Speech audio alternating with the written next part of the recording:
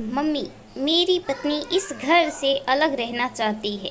रूही, जब तक तुम अपनी नाराजगी का कारण नहीं बताओगी तब तक मैं कैसे समझ पाऊंगा कि तुम आखिर इतना नाराज क्यों हो रही हो। गौरव ने रूही की ठोड़ी पकड़कर उसका चेहरा ऊपर करते हुए पूछा, क्योंकि वो जब से दुकान से लौटकर आया था तब से महसूस कर रहा था कि रूही हर सामान उसको पटक कर पकड़ा रही थी और सीधे मुंह बात भी नहीं कर रही थी। इतने समय तक तो वो परिवार के बीच में था, लेकिन अब वो अपने कमरे में आ गया था और रूही उसके साथ अकेली थी। लेकिन रूही ने गौरव की बात का कोई जवाब नहीं दिया, उल्टे तकिया सीने से लगाकर मुंह फेर कर सोने का नाटक करने लगी। प्लीज रूही, आखिर बात क्या है, बताती क्यों नहीं?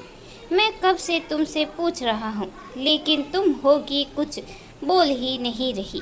आखिर मुझसे कुछ गलती हुई है तो भी बताओ ना।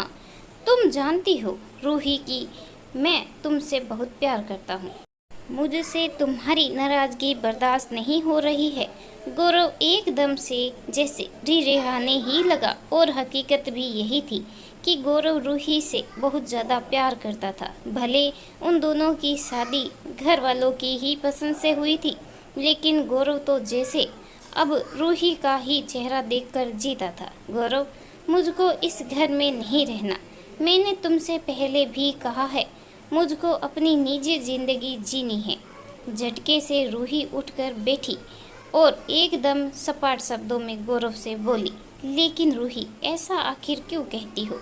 तुम ये बात पहले भी कितनी बार कह चुकी हो और आज फिर वही जिद लेकर बैठ गई। गौरव को तो जैसे बिजली का झटका ही लग गया हो रूही की बात को सुनकर। वो तो सोचता था कि समय के साथ रूही सबके साथ घुल मिल जाएगी, लेकिन रूही की सुई तो अभी भी अलग रहने के ऊपर अटकी पड़ी थी। गौरव, मैं बिल्कुल ठीक हूँ कह रही हूँ और मैं अब इस घर में बिल्कुल भी नहीं रहूँगी। रूही बिना कुछ सोचे समझे बोले चली जा रही थी, लेकिन आखिर क्यों? इस घर में तुमको क्या समस्या है? कुछ तो बहुत अच्छा चल रहा है। घर के सभी लोग, मम्मी पापा, दोनों भाई और दोनों भाभियाँ तुमको प्यार करती है और साथ ही गोपू और वंश तुम्हारे आगे पीछे चाची चाची करते हुए नाचते रहते हैं।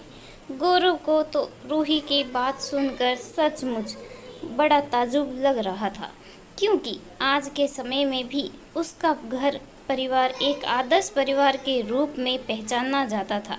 गौरव, मैं कुछ नहीं जानती, लेकिन मुझको जब अब अलग रहना है, क्योंकि मुझसे इतने देर सारे लोगों का काम नहीं होता और जिससे देखो मेरे कमरे में आकर बैठ जाता है। अपनी तो कोई जिंदगी जैसे बची ही नहीं। रूही के शब्दों में आक्रोश झलक रहा था।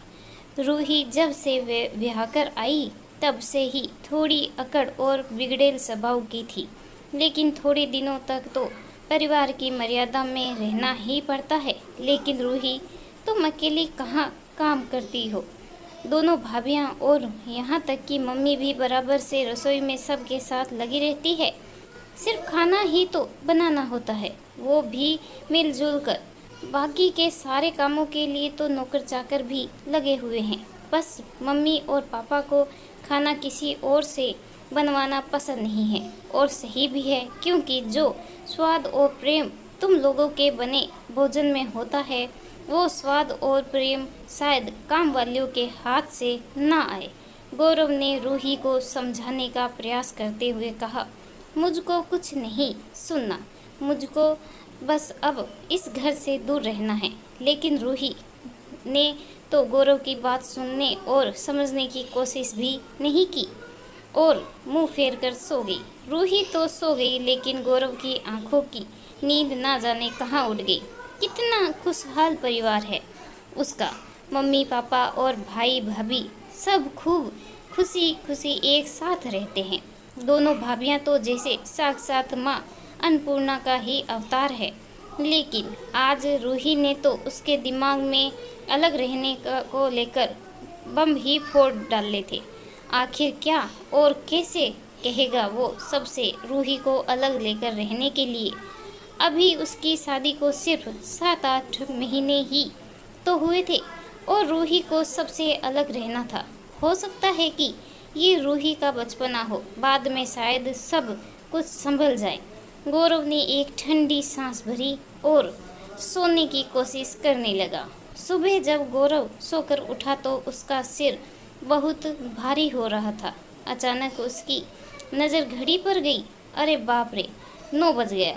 नहा धोकर दुकान भी निकलना है और इधर रूही बेखबर सो रही है। कितना प्यार करते हैं सब लोग इसको। मम्मी ने कभी इसे जल्दी उठने तक के लिए नहीं कहा, लेकिन इसको तो बस अलग रहने की ही धुन सवार है।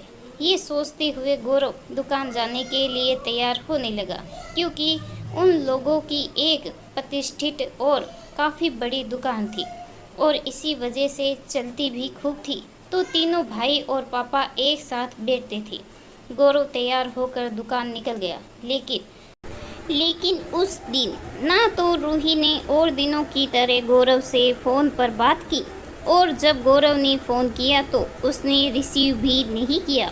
गौरव बेटा, क्या तुम्हारे और रूही के बीच कुछ अनबन हुई है? आज दिन भर रूही बिल्कुल अनमनी सी बनी रही और कुछ ढंग से खाया पिया भी नहीं। आखिर रात को उर्मिला देवी ने गौरव से पूछ ही लिया। नहीं मम्मी, ऐसी कोई बात नहीं, गौरव ने बात को टालने के उद्देश्य से कहा। हालांकि वो परेशान बहुत था और अपनी मम्मी से अपने दिल की बात करना चाहता था, लेकिन कुछ समय समझ में नहीं आ रहा था कि वो क्या बात करे और कैसे कह दे वो अपनी मम्मी से कि उसकी पत्नी अलग रहने की जिद कर रही है। नहीं बेटा, कोई तो बात ज़रूर है, क्योंकि मेरी अनुभवी आंखों से धोखा नहीं हो सकता। उर्मिला देवी ने गौरव के सिर पर हाथ फिराते हुए कहा। मम्मी, रूही इस घर से अलग रहना चाहती है। गौरव ने अगल बगल देखा तो कोई आसपास नहीं था और माँ का प्यार पाकर आखिर गौरव की आंखें छलक पड़ी और उसके मुंह से सच्चाई निकल गई। अच्छा, लेकिन क्यों? उर्मिला देवी को भी गौरव की ही तरह रूही की ख्वाहिशों को सुनकर ताज्जुब हुआ। बस मम्मी, कुछ समझ में नहीं आ रहा। आप लोगों के सामने तो वो बहुत अच्छी बनी रहती है, लेकिन कमरे में अक्सर ही मुझको अलग रहने के लिए उकसाती रहती है। लेकिन कल से तो जैसे जिद पकड़कर ही बैठी है। गौरव की आंखें छलकी ही जा रही थी। अरे पगले, इसमें इतना परेशान होने की क्या बात? दुकान के ऊपर जो घर बनवाया था वो तो खाली ही पड़ा रहता है। तुम ऐसा करो कि रूही को लेकर वहीं पर शिफ्ट हो जाओ। घर में दिया बत्ती भी होती रहेगी और रूही भी खुश होगी। उर्मिला देवी ने एक पल में समस्या का समाधान निकाल लिया। आखिर उन्होंने भी दुनिया देख रखी थी। लेकिन मम्मी, इस तरह अचानक आप सबसे अलग कैसे रह पाऊंगा मैं? फिर पापा और भैया भाभी सब लोग क्या सोचेंगे? गौरव ने अपने मन की शंका को जाहिर करते हुए कहा। वो सब तुम मुझ पर छोड़ दो, उर्मिला देवी ने गौरव की पीठ थपथपाते हुए कहा। और रात को खाने की मेज पर, सुनिए जी, ये जो दुकान के ऊपर आपने घर बनवाया है वो क्या हमेशा धूल मिट्टी ही खाने के लिए है? मैं सोच रही हूँ कि तीनों बच्चों में से एक बच्चा अपने परिवार सहित वहीं शिफ्ट हो जाए तो कितना अच्छा रहे। घर भी सुरक्षित रहेगा और अब ये घर भी इतने लोगों के हिसाब से छोटा पड़ने लगा है तो वो भी समस्या हल हो जाएगी। उर्मिला देवी ने बहुत सोच विचार कर अपने पति सिद्धार्थ से कहा। कहे तो तुम बिल्कुल सही रही हो, लेकिन आखिर जाएगा कौन वहाँ अकेले रहने? सिद्धार्थ ने तीनों बेटों की तरफ निगाहें घुमाते हुए कहा और तीनों बेटे ही ने ना की मुद्रा में सिर हिला दिया। देखो, ऐसे तो कोई तैयार नहीं होगा। मेरे पास एक तरीका है, क्यों ना हम तीनों बच्चों के नाम की पर्चियाँ डाल दें, जिसका नाम निकलेगा वो चला जाएगा। उर्मिला देवी का दिमाग बहुत तेज़ी से चल रहा था, क्योंकि उनका दिमाग सचमुच बहुत तेज़ था और वो अपने परिवार में किसी की भी वजह से फूट नहीं पड़ने देना चाहती थी। चलो ये ठीक है, सबने सहमति जताई। आखिर पर्ची पर गौरव और रूही का नाम निकला, क्योंकि ये सब तो उर्मिला देवी की चाल थी। खैर अब तो रूही बहुत ही ज़्यादा खुश हो गई और बहुत जल्दी गौरव के साथ उस घर में शिफ्ट हो गई। लेकिन गौरव, आखिर ये संभव कैसे हुआ? रूही तो समझ ही नहीं पा रही थी कि आखिर इतनी आसानी से उसको अलग रहने की इजाज़त कैसे मिल गई। अब गौरव ने सारी बात बताई कि कैसे मम्मी ने ये सब किया और कैसे तीनों ही पर्चियों पर उसका ही नाम लिख दिया था और किसी को भी जरा सा भी शक नहीं होने दिया। लेकिन ये क्या, थोड़े दिनों बाद बहुत हंसी खुशी गुजरे रूही के। लेकिन अब तो रूही अकेलेपन की वजह से परेशान रहने लगी थी, क्योंकि गौरव दुकान से सीधे घर चला जाता और फिर अक्सर वहीं से खाना खाकर ही लौटता। और जब रूही उसको टोकती तो वो यही कहता, रूही, परिवार से अलग तुम रहना चाहती थी, मैं नहीं, इसीलिए मैं अपनी खुशियों को नहीं खो सकता। तुम आराम से अकेले अपने लिए जो मन हो बनाओ, जो मन हो खाओ, तुम्हारे लिए किसी पर भी प्रकार की कोई कमी नहीं रहेगी। अब तो रूही याद करती कि कैसे घर में सब लोग एक साथ बैठकर हंसते मुस्कुराते हुए खाते पीते थे। दिन भर घर में एक चहल पहल सी रहती थी। जरा सा भी परेशान होती तो सास जेठानी आकर सिर दबाने लगती। झूठ में ही मुंह से निकल जाए कि ये खाना है तो तुरंत सास जेठानी बनाने में जुट जाती। लेकिन अब पछताने से कोई फ़ायदा नहीं, क्योंकि उसने खुद अपने हाथों से अपनी खुशियों का गला घोट दिया था।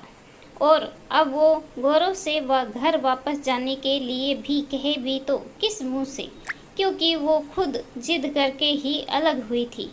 आखिर उसने भी अपनी सास की शरण पकड़ने में ही भलाई समझी।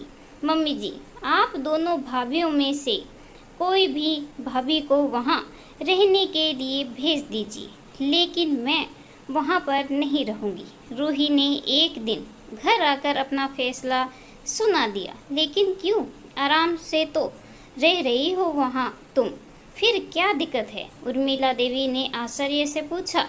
नहीं मम्मी जी, मुझको वहाँ अकेले नहीं बल्कि आप सभी लोगों के साथ रहना है।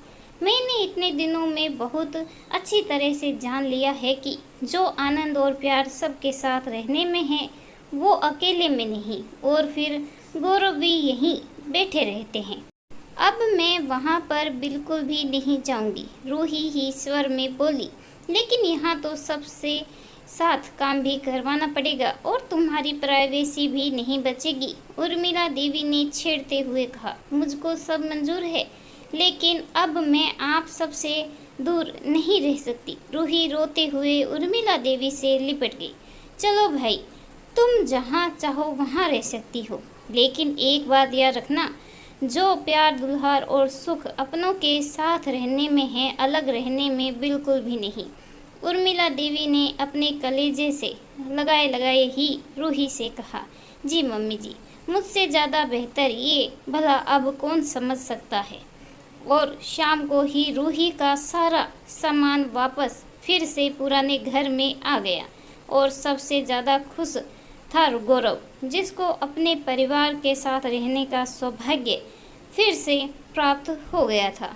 इस कहानी के बारे में आपकी क्या राय है, कमेंट करके ज़रूर बताइएगा। कहानी अच्छी लगी हो तो प्लीज़ लाइक करें, चैनल पे नए हो तो सब्सक्राइब करना बिल्कुल ना भूलें। कहानी सुनने के लिए आपका बहुत बहुत धन्यवाद।